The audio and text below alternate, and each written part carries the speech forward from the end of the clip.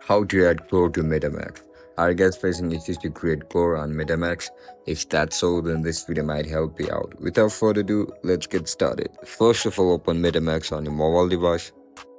Once you open the app, now log in into your account with a registered email and password.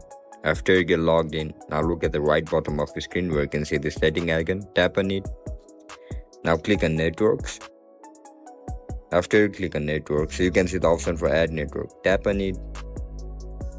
Click on custom networks. Now just screenshot these details and enter it by yourself. After you fill up all these details, just simply hit the save button.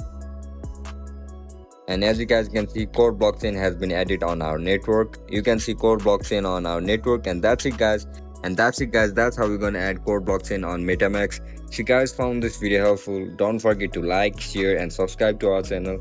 And if you guys have any issues regarding MetaMask, make sure to comment down below. I'll catch you up in the next one. Bye bye.